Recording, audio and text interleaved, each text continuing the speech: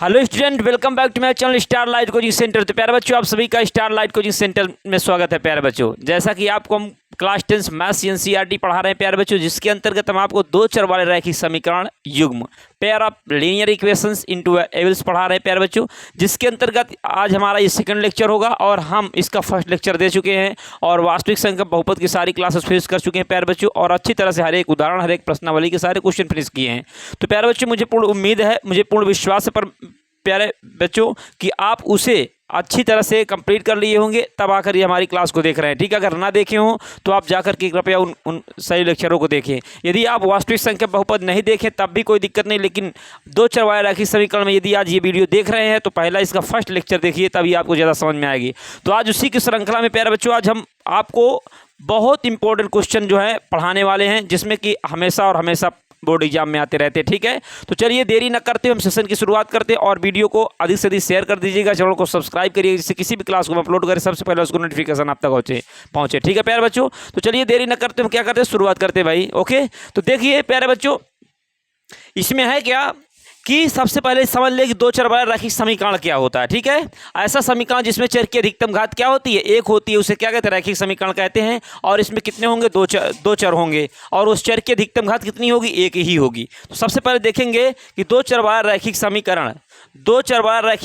का व्यापक रूप क्या होता है। तो दो चर वाले रैखिक समीकरण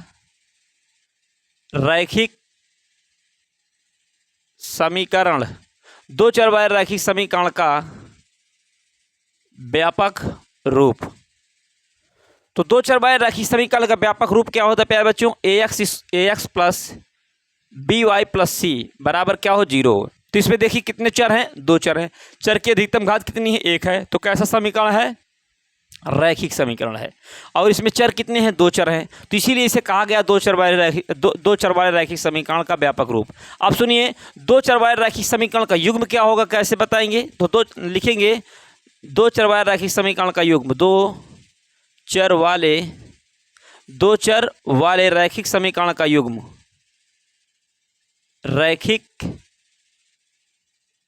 समीकरण का युग्म। दो चर वाले रैखिक समीकरण का युग्म में क्या होगा प्यारे बच्चों, ax प्लस by प्लस सी बराबर 0 होगा। एक हमारा क्या होगा, ax प्लस by प्लस सी बराबर क्या होगा, 0। a1x b1y c1, a2x इसे कर लीजिए, इसे b2y कर लीजिए, c2 कर लीजिए। तो ये क्या बन गया, दो चर वाले रैखिक समीकरण का क्या बन गया भैया, युग्म बन गया। ये इस प्रकार से हमारे क्या होंगे, दो चर, मतलब इस प्रकार से हमारे क्या दिए होंगे, दो चर वाले रैखिक समीकरण का क्या दिया रहेगा, युग्म दिया रहेगा। इसके द्वारा पता लगाएंगे, पता इससे क्या पता चलता है, देखिए इससे क्या पता चलेगा, इससे ये बात पता चलती है, समझिएगा, इससे ये पता चलेगा कि a1 अपान, सुनिएगा प्यारे बच्चों, a1 अपान a2 कामा b1 अपान b2 कामा c1 अपान c2। इससे क्या पता चलेगा, इससे रेखाओं के विषय में पता चलेगा,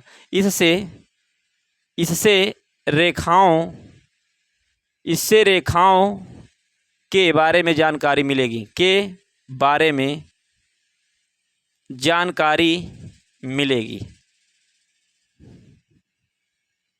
बात समझ में आ रही है। इनसे क्या होगा, रेखाओं के विषय में जानकारी मिलेगी। मतलब दो चर वाले रैखिक समीकरण, मतलब इस समीकरण से हमारी क्या एक रेखा खींची जाएगी। मतलब क्या बनेगा, मतलब इससे अगर दो बिंदु प्राप्त करेंगे, दो से अधिक बिंदु प्राप्त करेंगे तो रेखा बनेगी। ठीक है, तो इससे जो रेखा बनेगी या इससे जो रेखा बनेगी, वो रेखा कैसे व्यवहार करेंगी, इस मतलब दो चर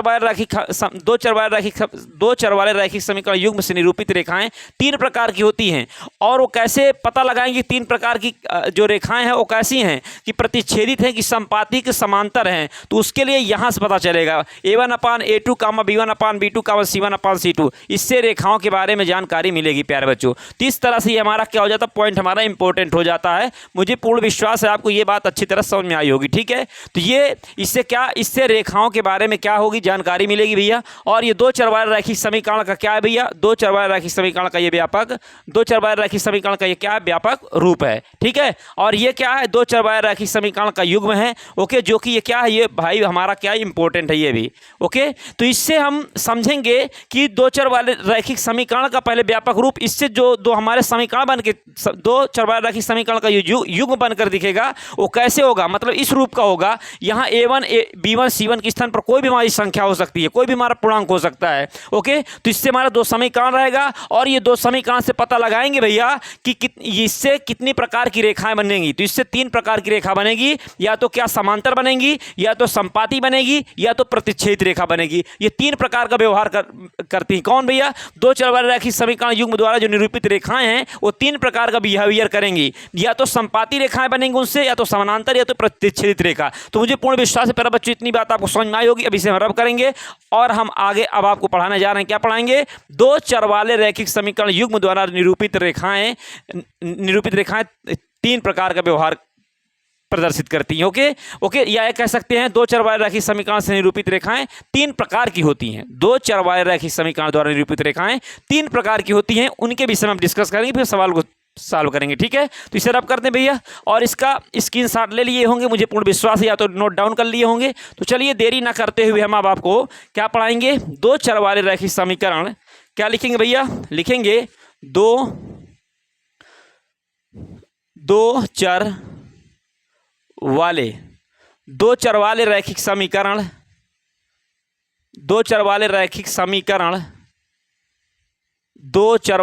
समीकरण द्वारा निरूपित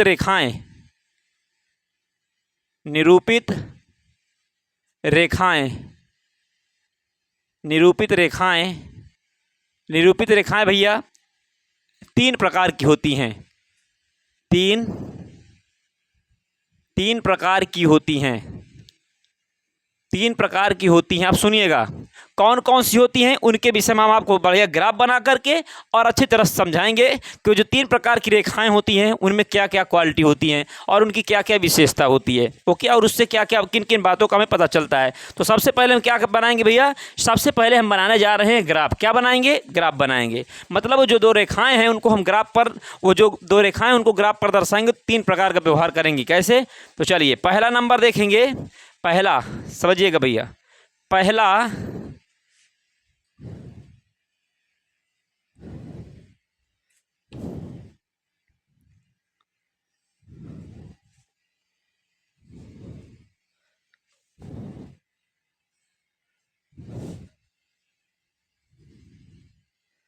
ठीक है, ये तीन प्रकार का व्यवहार प्रदर्शित करेंगे। ठीक है भैया, तो देखिएगा ये जो रेखाएं, ये हमारे पहले बात चतुर्थांश बन गया।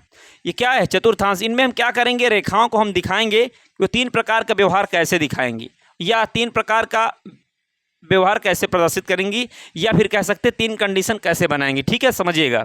तो चलिए तो देखेंगे भैया। पहले बात तो समझो कि अगर दो हमारी क्या है, मान लो कि एक रेखा हमारी किस प्रकार की है। एक रेखा हमारी मान लो ये हमारा चतुर्थांश हो गया। ओके, ये हमारा एक्स अक्ष, ये हमारा एक्स डैश अक्ष, ये हमारा वाई अक्ष, ये वाई डैश अक्ष, ये हमारा एक्स अक्ष, ये एक्स डैश अक्ष, ये वाई अक्ष और ये वाई डैश अक्ष, ये हमारा एक्स अक्ष, ये एक्स डैश अक्ष, ये वाई अक्ष और ये हमारा वाई डैश अक्ष। क्लियर है प्यारे बच्चों? इसके बाद देखिए इसमें जो रेखाएं होंगी, अगर दो चर वाले रैखिक समीकरण, अगर दो चर वाले रैखिक समीकरण की युग्म है एक समीकरण, तो इनसे हमारी क्या होंगी भैया? दो रेखाएं खींची जाएंगी। एक समीकरण से क्या होगी? एक समीकरण से एक रेखा, और दूसरा समीकरण से एक रेखा, तो दो समीकरण से दो रेखा खींची जाएंगी। वो जो दो रेखाएं होंगी उनकी तीन कंडीशन होती है। कैसे होती है? या तो वे रेखाएं जो होंगी, या तो वे रेखाएं एक दूसरे की क्या करेंगे भैया? या तो वे रेखाएं जो हैं एक दूसरे को क्या करेंगी? काटेंगी। या तो वे दोनों रेखाएं क्या होंगी? एक दूसरे की क्या होंगी? एक दूसरे के भैया क्या होंगी? ऊपर ही होंगी। एक रेखा ये है, इसी के ऊपर एक दूसर की रेखा आ जाएगी। एक कंडीशन ये हो सकती कि एक रेखा ये होगी और दूसर की रेखा भैया हमारी क्या होगी? दूसर की रेखा कुछ हमारी कंडीशन इस प्रकार की हो जाएगी, मान लो कि ऐसे समांतर हो जाएगी। क्या हो जाएगी? समांतर। तो ये हमारी कंडीशन इतनी बन सकती है। ठीक है, ये हमारी कंडीशन इतनी बनेंगी। अब सुनिएगा, तो सुनो भैया, तो ये क्या हुआ कि ये हमारी क्या कंडीशन, दोनों एक समीकरण से कितनी रेखा खींची जाएगी, एक खींची जाएगी, और एक समीकरण से कितनी खींची जाएगी, एक, मतलब दोनों समीकरण से दो रेखाएं खींची जाएंगी। तो उनका व्यवहार के लिए आपको क्या बताया गया कि भैया या तो दोनों क्या होंगी, या तो वे एक दूसरे को प्रतिच्छेद करेंगी, या तो वे क्या होंगी, एक दूसरे के ऊपर रेखाएं होंगी, ओके, या तो एक दूसरे के समांतर होंगी। सुनो, मतलब कि एक रेखा और है इसके ऊपर, मान लो वो इस प्रकार की है, इतनी दूरी तक है, लेकिन इसी के क्या है, ऊपर ही है, और दो रेखाएं एक दूसरे के यहाँ ही समांतर, और ये एक दूसरे क्या कर रही, काट रही हैं। तो इनसे देखिए कि दो चरवाया रैखिक समीकरण, दो चरवाया रैखिक समीकरण द्वारा निरूपित रेखाएं जो हैं तीन प्रकार की होती हैं। दो चरवाले रैखिक समीकरण युग्म द्वारा भैया क्या है, युग्म द्वारा निरूपित रेखाएं जो होती हैं तीन प्रकार की होती हैं। तो ये हमारे तीन प्रकार हो गए। इनकी कंडीशन क्या होगी, अगर रेखाएं प्रतिच्छेदित हैं, अगर दोनों रेखाएं एक दूसरे को प्रतिच्छेद करेंगी तो उनकी क्या कंडीशन होगी, समझिएगा। उनकी कंडीशन ये होगी कि वो कैसी होंगी, प्रतिच्छेदित रेखा होंगी, प्रतिच्छेदित रेखा होगी या रेखाएं होंगी, प्रतिच्छेदित रेखा होगी। और यदि एक दूसरे के ऊपर है दोनों रेखाएं तो क्या होंगी, समपाती होंगी। क्या होंगी भैया, समपाती होगी। और यदि दोनों एक दूसरे के समान दूरी पर हैं तो क्या होंगी, समांतर होंगी। क्या होंगी, समांतर होंगी। ये कंडीशन आ गई। तो तीन तरह की रेखाएं होंगी, या तो प्रतिच्छेदी रेखा, या तो समपाती रेखा, या तो समांतर रेखा। समपाती रेखा या तो फिर भैया समांतर रेखा। बात समझ में आ रही है, ओके। सुनो, अगर प्रतिच्छेदित रेखा है, अगर वो कहीं पर एक दूसरे को क्या कर रही, काट रही है, तो इसके अगर एक दूसरे को कहीं पर काट रही है या फिर प्रतिच्छेदित रेखा, तो उसका केवल एक हल होगा। कितना हल होगा, एक हल होगा, केवल एक हल होगा, केवल एक हल होगा, या फिर अद्वितीय हल होगा। ठीक है, केवल एक हल होगा या फिर अद्वितीय हल होगा। और यदि समपाती रेखाएं हैं, एक दूसरे के ऊपर रेखाएं हैं, या फिर पता चल गया समपाती रेखा, तो उसके कितने हल होंगे, अनंत हल होंगे। कितने हल होंगे भैया, अनंत हल होंगे, अनंत हल होंगे। और यदि समांतर रेखाएं हैं, यदि समांतर रेखाएं पता चल गया तो उसके कितने हल होंगे, कोई हल नहीं होगा। क्या लिखेंगे, कोई हल नहीं होगा, कोई हल नहीं होगा, ओके। फिर इसके बाद एक कंडीशन और बनती है, फिर जो प्रतिच्छेद रेखा है कि अगर एक दूसरे का प्रतिच्छेद रेखा हो गई, केवल एक हल होगा या फिर अद्वितीय हल होगा। फिर इसके बाद बात आती है निकाय कैसा होगा, इसका संगत निकाय होगा। क्या होगा भैया, संगत निकाय। और इसका भी अगर कुछ मतलब जिसका हल निकलेगा, चाहे वो एक हल हो चाहे हमारा अनंत हल हो, तो वो हमारी क्या होंगी, उनका निकाय जो होगा वो क्या होगा, संगत होगा, ओके प्यारे बच्चों। और इस वक्त कोई हल नहीं होगा तो इसलिए क्या होगी, असंगत होंगी, असंगत। निकाय क्या होगा, असंगत होगा। दिख रहा है मिश्रा जी नीचे। तो इस प्रकार से हमारे क्या संगत होंगी, संगत होंगी और असंगत होंगी। ठीक है, इसके बाद कंडीशन एक और बनती भैया कि ये सब बातें कहाँ से पता चलेंगी। इस प्रकार से क्या रेखा खींचेंगे, क्या इस प्रकार से क्या हर बार ग्राफ ही खींचते रहेंगे, क्या ग्राफ से नहीं पता करना। हमने अभी आपको एक पॉइंट बताया, क्या बताया कि A1/A2 कामा B1/B2 कामा C1/C2 से हम पता लगा लेंगे कि वे रेखाएं प्रतिच्छेदित रेखाएं कि समपाती रेखाएं कि समांतर रेखाएं हैं, ओके। जो रेखाएं प्रतिच्छेदित होंगी उनका केवल एक हल होगा या फिर अद्वितीय हल होगा। फिर उसका निकाय कैसा होगा, संगत होगा। ये सब बातें कहाँ से पता चलेंगी, बात पता चलेगी भैया A1/A2। अगर A1/A2 does not equal to क्या हो, B1/B2 है, तो हम कहेंगे कि रेखाएं कैसी, प्रतिच्छेदित रेखाएं। दिख रहा है। इसके बाद देखिए इसमें क्या होगा, समपाती रेखा में क्या होगा भैया, अगर A1/A2 बराबर B1/B2 बराबर C1/C2 आ गया, तो हम कह देंगे भैया कि हमारी कैसी रेखा, समपाती रेखा। इसके अनंत हल होंगे, इसका निकाय क्या होगा, संगत होगा। और सुनो, यहां पर क्या होगा, यदि A1/A2 बराबर क्या हो, B1/B2 does not equal to क्या हो, C1/C2, तो कहेंगे भैया इस समांतर रेखा होगी, इसका कोई हल नहीं होगा, निकाय कैसा होगा, संगत होगा। तो मुझे पूर्ण विश्वास हुआ प्यारे बच्चों, आपको ये जो बातें बताई गई आपको 100% समझ में आई। ये हमारी कंडीशन नंबर 1 है, और ये हमारी कंडीशन नंबर 2 है, और ये हमारी क्या है, 3 है, ओके। 3 प्रकार की कंडीशन है। अब सुनो, यदि या तो प्रतिच्छेदित रेखा, अगर A1/A2 does not equal to क्या, B1/B2, मतलब A1/A2 का अनुपात अगर B1/B2 के बराबर नहीं है, तो कैसी रेखा क्या होगी, प्रतिच्छेदित रेखा होगी। क्लियर है। उसका क्या होगी भैया, प्रतिच्छेदित रेखा होगी। केवल क्या होगा, अद्वितीय हल होगा या फिर केवल एक हल होगा, ये क्या निकाय कैसा होगा, संगत होगा।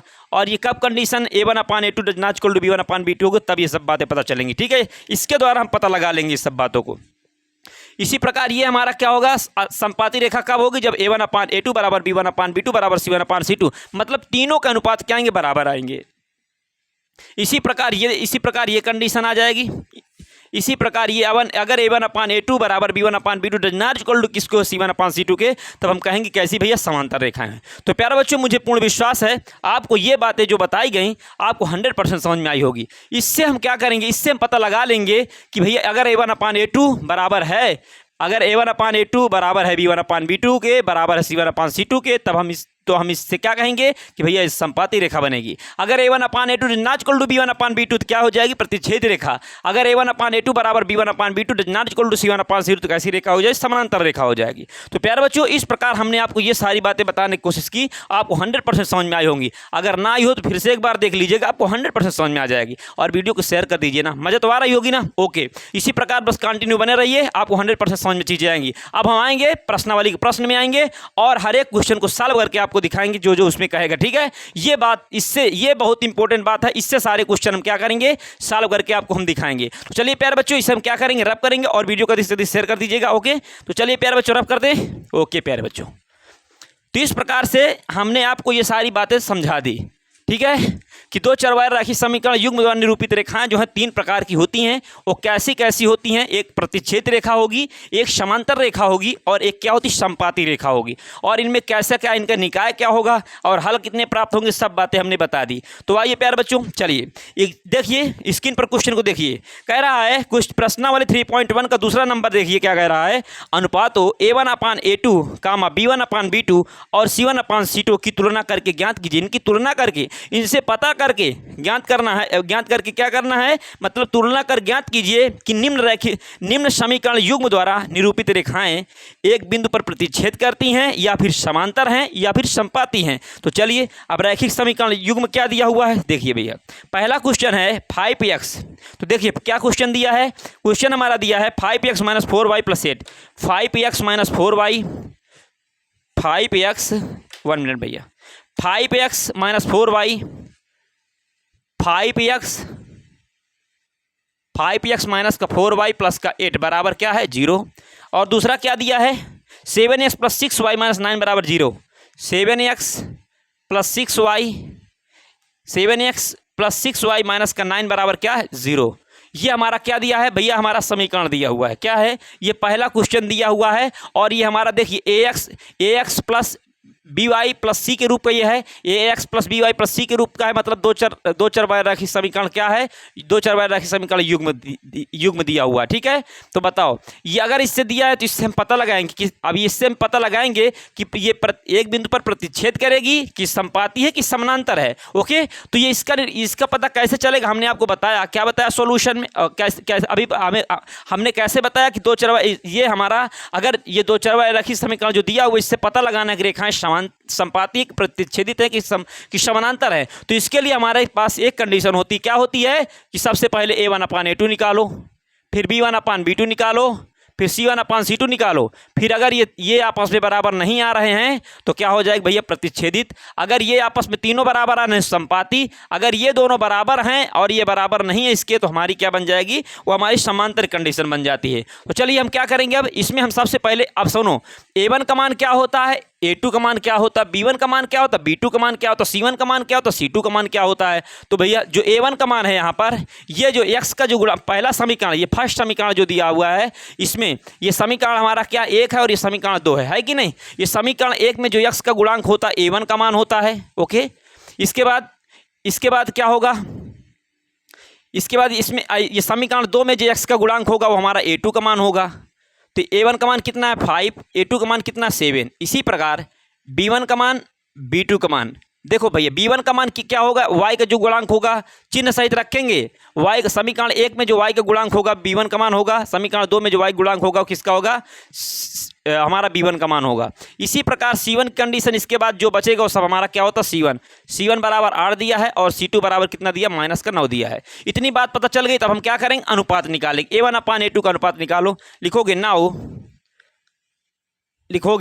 नाउ नाउ A1/A2 बराबर कितना दिया, 5/7 दिया है। ओके, इसी प्रकार आप देखेंगे B1/B2 का अनुपात देखो भैया, B1/B2 को माइनस का 4/6 दिया हुआ है।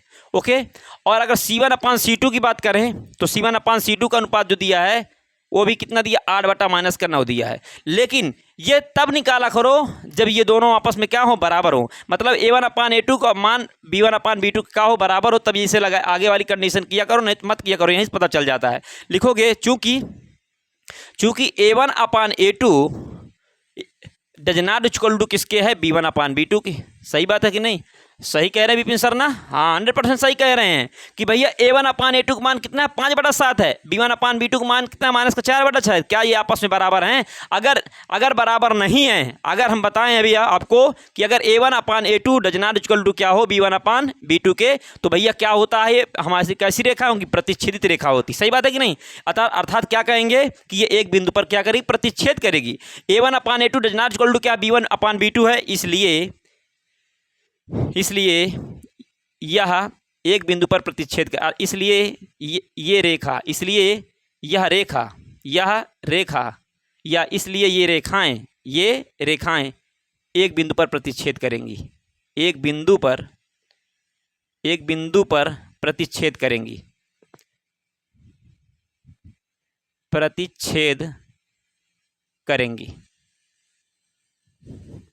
ओके प्यारे बच्चों, तो इस प्रकार से क्या होंगी, यह रेखाएं एक बिंदु पर क्या प्रतिच्छेद करेंगी, अतः प्रतिच्छेदित रेखा होगी, अतः प्रतिच्छेदित रेखा होगी, अतः प्रतिच्छेदित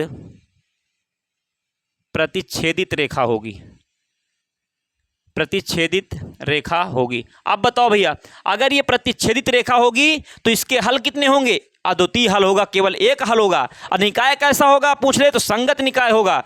किससे पता चला, ये A1/A2 does not equal to क्या, B1/B2 से पता चल गया। तो मेरे प्रिय विद्यार्थियों, आपको ये 100% आपको बात समझ में आई होगी। इसी की श्रृंखला में हम नेक्स्ट क्वेश्चन देखेंगे और आपको फिर अगर आपको कुछ भी डाउट है तो आपको यहाँ पर डाउट क्लियर हो जाएगा। ठीक है, पहली बात तो हम कोई ऐसी बात छोड़ते नहीं जिससे आपको डाउट हो। तो चलिए क्वेश्चन नंबर देखिए, क्वेश्चन नंबर सेकंड देखिए भैया। क्वेश्चन नंबर सेकंड क्या कह रहा है कि 9x + 3y + 12 बराबर 0 और 18x + 6y + 24 बराबर क्या 0 दिया है। तो इसे पता लगाइए कि कैसी रेखा है। 9x + 3y लिखेंगे, 9x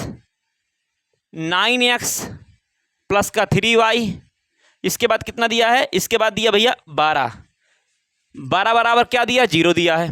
क्लियर है। इसके बाद अगला समीकरण क्या, 18x + 6y, 18x प्लस का 6y और इसके बाद दिया भैया प्लस का 24 दिया है। क्या दिया है, प्लस का 24 बराबर क्या दिया, 0। इसे पता लगाइए कि ये एक बिंदु पर प्रतिच्छेद करेंगे, मतलब प्रतिच्छेद रेखा होगी, समांतर की समपाती। तो इसके लिए क्या करोगे, इसके लिए लिखोगे सॉल्यूशन में क्या लिखोगे भैया, सॉल्यूशन में लिखोगे सबसे पहले समीकरण 1 ये हमारा है और ये समीकरण 2 है। समीकरण 1 में जो x का गुणांक होता है A1 का मान होता है और समीकरण 2 में x का जो गुणांक होता है वो A2 का मान होता है। तो A1 का मान कितना दिया है, 9 और इसका कितना दिया, 18 दिया है। ओके, B1 का मान क्या होता है, समीकरण 1 में जो y का गुणांक होता है वो किसका, B1 का मान होता है। समीकरण 2 में जो y का गुणांक होता है किसका मान, y का वो B2 का मान होता है। तो B2 का मान कितना दिया है, y दिया है, 6 दिया है। इसके बाद C1 और C1 का मान कितना दिया है, 12, C2 का मान कितना दिया, 24 दिया है। जब इतनी बात पता चल गई तब क्या लिखोगे, चूंकि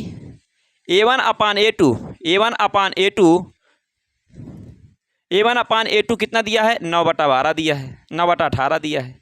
ओके, और B1/B2 बराबर कितना दिया, 3/6 दिया है और C1/C2 बराबर कितना दिया है, 12/24 दिया है। बात समझ में आ रही है। अब बताओ, इसे काटोगे तो कितना हो जाएगा, 9 का 9 दूना 18। तो भैया A1/A2 बराबर 1/2 आ गया, 3 का 3, 3 दूनी 6। तो B1/B2 बराबर कितना आ गया, 1/2 आ गया। 12 का 12, 12 दूना 24। तो C1/C2 बराबर कितना आ गया भैया, 1/2 आ गया। लिखोगे चूंकि A1/A2 बराबर B1/B2 बराबर C1/ क्या है, C2, इसलिए यह समपाती रेखाएं होंगी। क्या होंगी, समपाती रेखाएं होंगी, समपाती रेखाएं होंगी। कैसी रेखाएं होंगी, समपाती रेखाएं होंगी। और बताओ, अगर समपाती रेखाएं इस पे पूछ ले हल कितने होंगे तो बोलोगे भैया अनंत हल होंगे।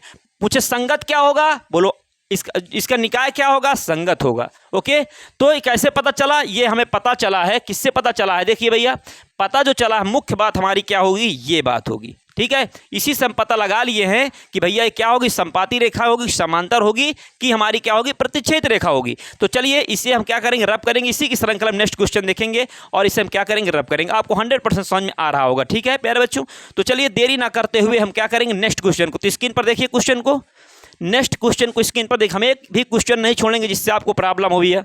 ओके, हम प्रॉब्लम देखना नहीं चाहते आपके साथ। मैथमेटिक्स में चूंकि हमें आपको क्या बनाना, जीरो से हीरो बनाना है ना।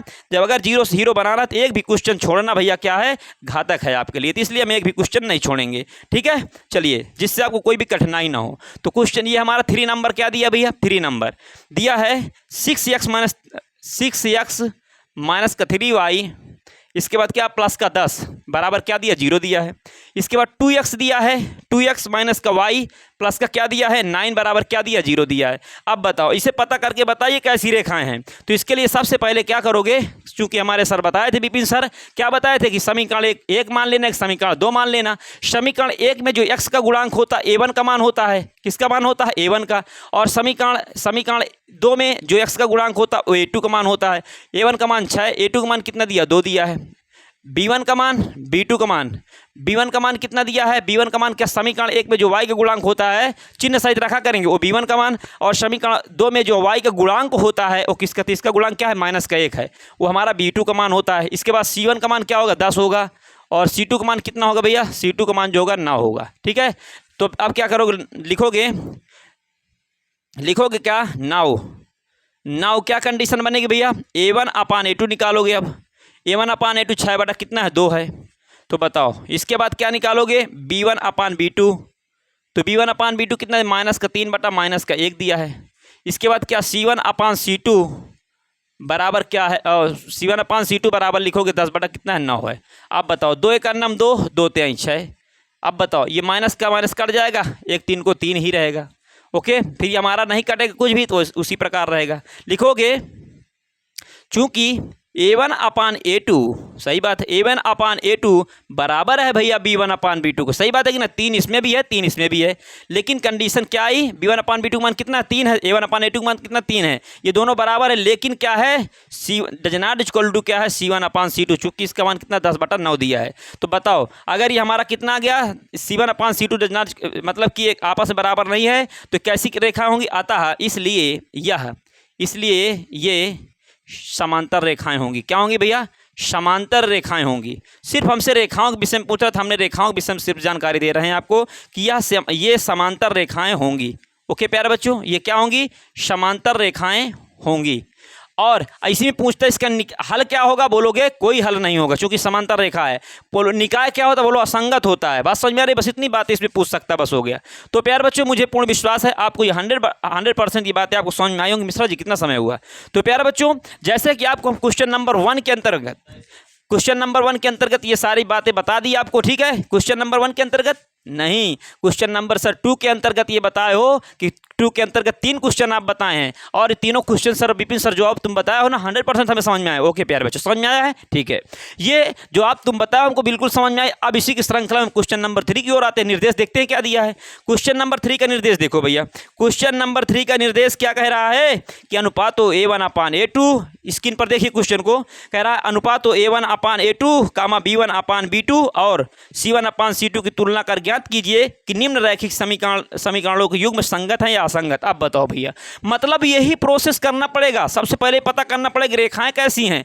जब रेखाओं के विषय में पता चल जाएगा, पता लगाएंगे भैया इसका निकाय क्या संगत है कि असंगत है। अगर रेखाएं नहीं बता रहे हैं तब भी पता चल जाएगा कि a1/a2 does not equal to क्या, हमने 3 कंडीशन आपको बताई थी। क्या बताई 3 कंडीशन, ध्यान सुनो। हमने बताया कि अगर a1/a2 does not equal to का हो b1/b2 के, तो बताओ भैया ये क्या होगी, ये रेखाएं कैसी, प्रतिच्छेद रेखा होंगी। इसके हल जो होंगे क्या होंगे, केवल एक हल होगा, द्वितीय हल होगा। निकाय क्या होगा, संगत होगा। अगर इसी में a1/a2 बराबर b1/b2 बराबर c1/ क्या होता है, c2, तो हम कहते भैया संपाती रेखा है, इसका अनंत हल है, निकाय क्या है, असंगत है। ओके, इसके बाद बताया कि अगर a1/a2 बराबर B1 अपान क्या हो B2 does not equal to C1 upon C2 के है, तो हम कहेंगे भैया कि ये जो रेखाएं होंगी कैसी होंगी, समांतर रेखाएं होंगी।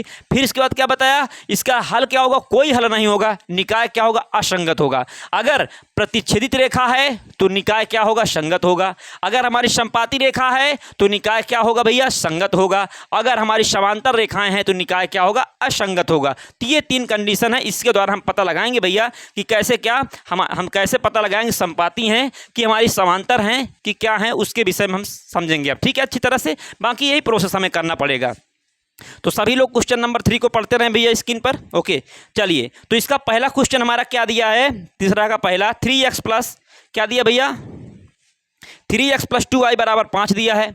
तीसरा का पहला क्वेश्चन दिया है, तीसरा का पहला 3x दिया है, 3x plus 2y, 3x plus 2y बराबर क्या दिया, 5 दिया है। ओके, इसके बाद क्या दिया है, सुनो, यह भी हमारा दो चर रैखिक समीकरण के व्यापक रूप के नहीं है ना, उसमें क्या व्यापक रूप में बताया गया था कि भैया आप क्या करिए, ax plus by plus c बराबर 0 के रूप का बनाइएगा।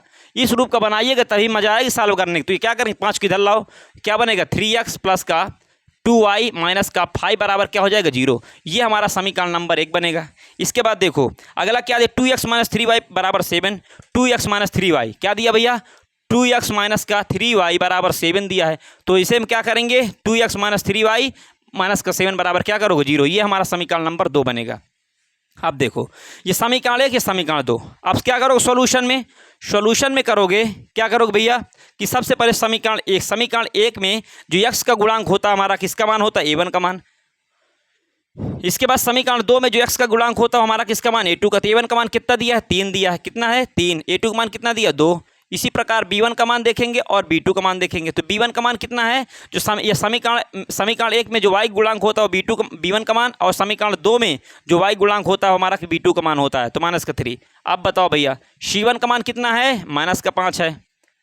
ओके, c2 का मान कितना है, c2 का मान 7 दिया है। लिखोगे नाउ, क्या लिखोगे नाउ में क्या लिखो भैया, a1 अपान a2 कितना दिया है, 3/2 दिया हुआ है। ओके, फिर b1 अपान क्या है, b1 अपान b2 कितना दिया, 2 अपान माइनस का 3 दिया हुआ। यहीं से गलती पता चल गई भैया कि c1 ये मतलब a1 upon a2 does not equal to b1 upon b2 है। आगे चेक करो चाहे ना चेक करो, बात यहीं से बन जाती है। तो क्या कहोगे, ओके यहाँ पर लिखोगे चूंकि a1 upon a2 does not equal to किसके है, b1 अपान b2 के। अगर बताओ ये दोनों अगर बताए हैं अभी ना, अगर a1 upon a2 does not equal to b1 upon b2 होता है तो निकाय कैसा होता है भैया, संगत होता है। तो निकाय कैसा होगा, निकाय इसलिए निकाय क्या होगा, संगत होगा। क्या होगा, संगत। ये हमारा क्या होगा, फाइनल आंसर होगा मेरे प्रिय विद्यार्थियों। आपको 100% ये बात आपको समझ में आई होगी। ओके, तो प्यारे बच्चों आप क्या करिएगा, ये क्वेश्चन नंबर 3 का हम फर्स्ट बता दिए हैं, इसके अंतर्गत अब आप क्या करिएगा, जहां तक आए कर लीजिएगा, नहीं तो हम तो कल आपका तीसरा का सेकंड फिर ही बताएंगे। फिर ठीक है प्यारे बच्चों, तो ये आपको 100% समझ में आया होगा। चलिए मिलते हैं नेक्स्ट वीडियो में। Thanks for watching this video, love you, take care, bye bye प्यारे बच्चों।